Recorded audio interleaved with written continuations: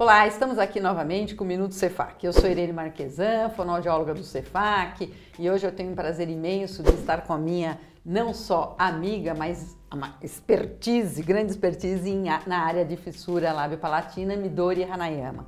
Ela tem especialização no Japão, 33 anos de experiência nessa área e vai contar um pouco pra gente as principais dúvidas que uma mãe pode ter, ou mesmo um fonoaudiólogo, quando um bebê nasce com fissuras e ela não sabe se pode ou não dar de mamar. Então a gente quer começar por aí, Midori, você contando um pouquinho para auxiliar as mães e mesmo os fonoaudiólogos, né? Sim, pois é.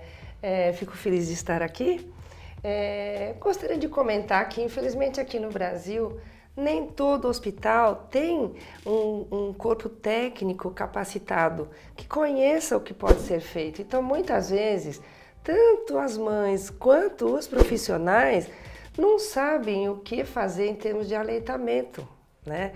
Acabam, por causa de muita preocupação, colocando sonda. Aquela sonda que se coloca pelo nariz, a sonda nasogástrica, sendo que a criança que nasce com fissura lábio-palatina, se ela não tem nenhum outro problema neurológico associado, ela consegue ser amamentada normalmente. Existem, né, algumas manobras que devem ser feitas.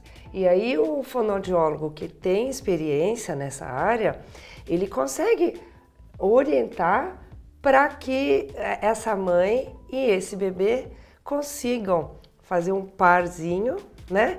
E consigam se ajeitar um ao outro. Então não existe assim uma fórmula só. Existem várias, né? Por exemplo, é importante que a criança seja colocada o mais verticalmente possível, por exemplo, para ajudar o leite a descer em vez de subir, né? Mas claro que por causa da fissura, né? Então, fissura lábio-palatina, ela pode ser só do lábio, como pode ser também do palato, que é o céu da boca, e pode ser dos dois. Quando a criança nasce só com a fissura do lábio, ela não vai ter problema nenhum, é zero de problema. Mas se nem vai precisar de orientação, se for só do lábio. Orientação. Ou seja, vai dar de mamar normal. O problema é mais quando o céu da boca está aberto, porque aí a criança não consegue a pressão do ar para poder sugar, tá? Então, como está lá aberto, então ela muitas vezes não tem força, mas ela sabe sugar, ela consegue sugar, só não tem força suficiente. Então, se ela começa a sugar e cansa, então, de repente, ela ingere o leite, mas cansa. Então, esse cansaço vai acabar gastando energia também. Então, se ela estiver cansando demais, então temos que fazer adaptações. Complementar com o leite na mamadeira, por exemplo. Né? Então, ordenha-se o leite do seio materno e depois complementa-se. Né? Agora, se não existir esse cansaço excessivo e a criança estiver bem vertical, a mãe pode e deve dar de mamar. Exato, pode e deve. Só que também agora tem uma coisa, né? Porque nós estivemos até um certo tempo com uma grande preocupação, porque tem que fazer aleitamento materno. Então, muita preocupação que acabava dando muita responsabilidade para a mãe. E também a mãe, quando não pode dar de mamar, como é o caso, por exemplo, das crianças que nascem com freno da língua e que não conseguem levantar a língua para fazer, elas ficam super mal, porque se prepararam para dar de mamar. Exato, ela deseja fazer o aleitamento materno. Mas, muitas vezes, mesmo sem nada, às vezes já é problemático, né? Então, imagina se a criança tem alguma malformação adicional. Então, nós, atualmente, fonoaudiólogos, nós temos, assim, nós vamos tentar começar. Não deu, sem estresse, nós podemos fazer o aleitamento vamos dizer, o produzido, né, o lácteo, assim, o comercial, né, colocar na mamadeira, e aí a gente precisa ver também o bico, que tipo de bico. Né? Claro. Então, existem várias marcas hoje em dia, mas O que nós podemos falar é a importância de esse bico ser macio. Claro, claro. Né? Isso é super importante. Agora tem uma tendência de todo mundo abrir um furo grande, né? Aí não é bom, porque daí vai acabar entrando direto e a criança não vai nem ter o trabalho de sugar.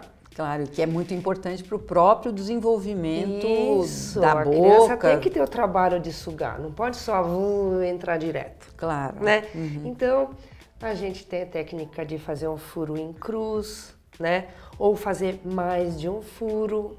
Claro, né? Para facilitar um pouco. Isso. E aí, não abrir um buraco enorme. A dica é baixar a mamadeira. Se estiver gotejando, tá bom. Ah, boa dica. Não pode ficar derramando tudo, porque senão significa que vai tudo goela abaixo e aí a criança não vai treinar esses músculos que precisam trabalhar.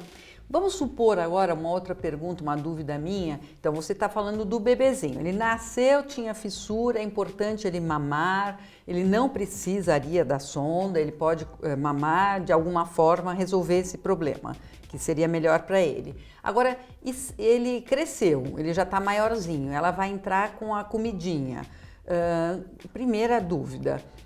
Ele vai crescer com a fissura ou você pode operar logo? Que é uma coisa que eu não sei. Tem que operar no primeiro mês, no segundo, na primeira semana? Ou tem que esperar para operar? E daí, se tiver que esperar, e aí como que eu introduzo o alimento pastoso também? Porque chega um momento que a criança vai ter que começar a comer papinha. Sim. Então eu queria que você contasse um pouco os tempos de cirurgia, se são fixos ou não, né? E também a introdução da papinha.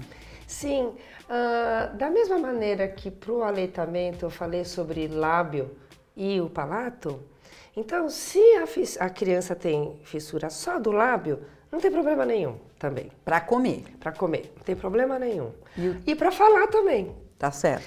É uma questão estética, o do lábio. Tá. Aparece, então é preocupante para os pais, para todos nós, mas não dá problema nenhum, nem para alimentação e nem para fala. Perfeito. Já a fissura que acomete o palato, então, e o lábio é operado em torno de 3 meses do nascimento. Após 3 meses já pode operar o lábio. Isso, aqui no Brasil geralmente é com 3 meses. Porque no Japão é diferente? Olha, na maioria do mundo, hoje em dia, é por volta dos 3 meses.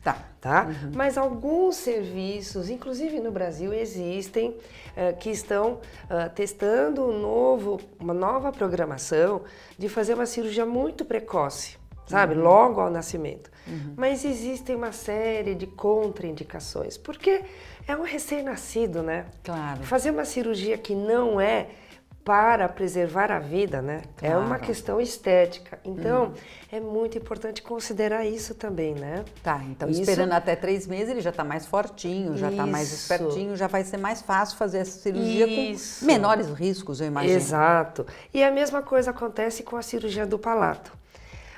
Normalmente, na maioria do mundo, tá?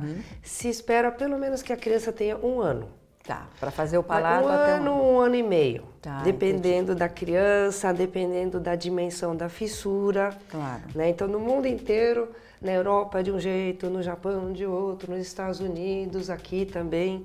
Nós temos no Brasil, Irene, muitos cirurgiões plásticos excelentes. Que tem experiência grande na área. São dos melhores no mundo. E que tem experiência na área. Muita experiência.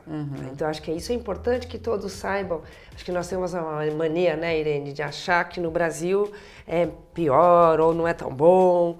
Isso mas não é eu acho que é importante todos sabermos que no Brasil temos cirurgiões plásticos excelentes, os melhores do mundo.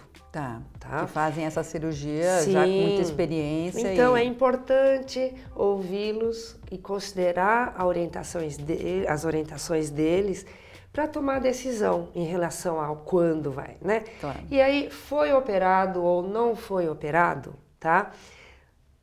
Basta seguir orientação normal de pediatra, tá?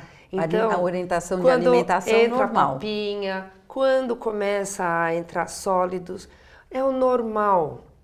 Tá? Porque isso a é criança importante, não inventar. Não tem que inventar nada e, pelo contrário, muitas vezes, o que a gente vê no nosso dia a dia?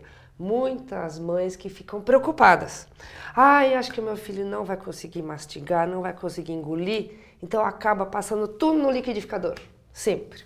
Fica tudo na papinha. E é pior porque daí não estimula o desenvolvimento. Fica mais tempo do que o necessário na papinha. Tá. E aí acaba chegando para nós, por quê? Porque a musculatura ficou preguiçosa. Claro, porque não E estimulou. aí não estimulou, mas ela deveria já ter, mesmo que não tivesse sido operado. Tá. Né? Agora, em relação à fala, né, que eu acho que é importante, você estava dizendo, a fissura de lábio não interfere, mas a de palato vai interferir, porque o ar está escapando. Então, essa terapia agora para a fala, quer dizer, eu estou entendendo que a papa, a comida, siga as fases normais, tá? Estou entendendo que, estando bem cuidado, bem orientado, um ano e meio vai operar.